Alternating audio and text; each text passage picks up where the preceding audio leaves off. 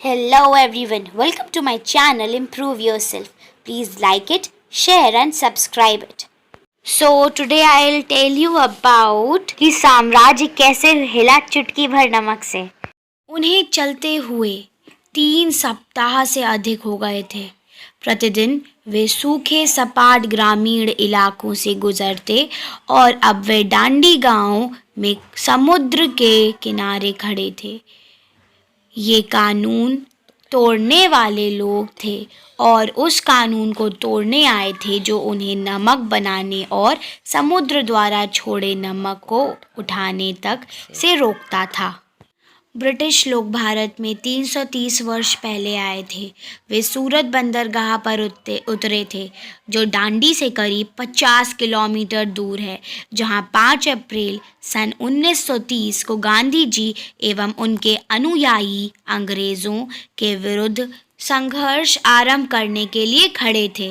अंग्रेज़ों द्वारा बनाए गए नमक कानून ने सभी भारतवासियों, चाहे वे गरीब हो या अमीर, वृद्ध हो या युवा, शिक्षित हो या अनपढ़, को प्रभावित किया। सन 1835 में एक कानून बना जिसमें भारत में बना नमक भारत में बेचा जा सकता है।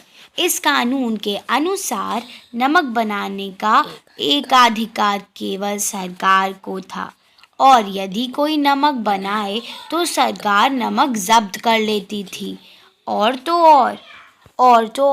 नमक की कीमत के ऊपर 2400% कर भी लगा लिया गया था। जब गांधी जी ने इस कानून का उल्लंघन कर भारत की स्वतंत्रता पाने की इच्छा को दुनिया के सामने व्यक्त किया, इस पर वायसराय लॉर्ड इरविन ने व्यंग्यपूर्ण छींटा कसा कि चुटकी भर नमक से अंग्रेज शासन को हिलाने की यह विभ्रांत योजना है। योजना यह थी कि गांधी जी किसी स्थान पर जाकर नमक उठाएंगे और इस तरह नमक कानून तोड़ देंगे।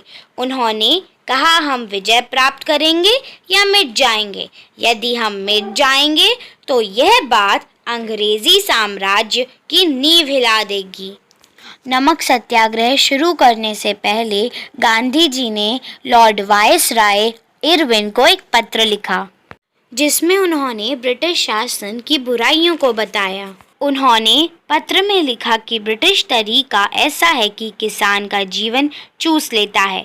जीने के लिए जो नमक उसे चाहिए उस पर भी कर लगा दिया गया है। जब यह पत्र एक युवा अंग्रेज जो गांधी जी के आश्रम में रह रहा था ने जाकर वायसराय को दिया तो उसने कुछ उत्तर नहीं दिया। गांधी जी को अपना सत्याग्रह शुरू करना ही था। महात्मा गांधी का इरादा था कि वह समुद्र तक पैदल जाकर वे वहां पड़ा नमक उठाएं। 10 मार्च को गांधी जी ने दांडी मार्च की बात की और अगले ही दिन 11 मार्च 1930 को 10,000 लोग उपस्थित हो गए। पर मार्च के पहले दल में सिर्फ 78 लोगों को शामिल किया गया, जिसमें गांधी जी की 3 पीढ़ियां शामिल थीं, जिसमें गांधी जी, उनका बेटा मणिलाल और उनका पोता कांतिलाल शामिल था। तो 12 मार्च सन 1930 से ये नमक सत्याग्रह प्रारंभ हो गया और 388 किलोमीटर यानी 241 माइल की दांडी यात्रा साबरमती आश्रम से दांडी तक 5 अप्रैल सन 1930 को समाप्त हुई। 6 अप्रैल सन 1930 की सुबह को जब गांधी जी ने झुककर मुट्ठी भर नमक उठा लिया और जब मुट्ठी खोलकर सफ़ेद नमक भीड़ को दिखाया तो नमक कानून टूट चुका था। गांधी जी ने हर कहीं नमक कानून का उल्लंघन करने के लिए कहा। अब तो पूरे देश में नमक बनने लगा।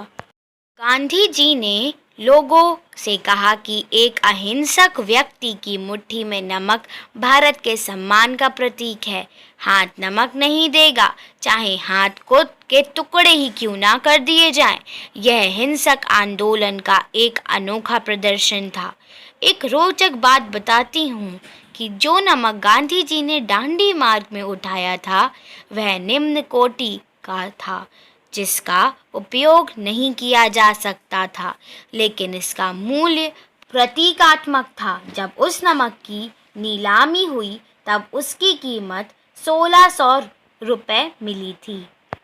आंदोलन जैसे विस्तृत हुआ, ब्रिटिश सरकार की क्रूरता बढ़ती गई, पर किसी भी सत्याग्रही ने अहिंसा का रास्ता नहीं छोड़ा। जिन लोगों पर लाठियां पड़ी, उन्होंने प्रसन्नतापूर्वक सहा।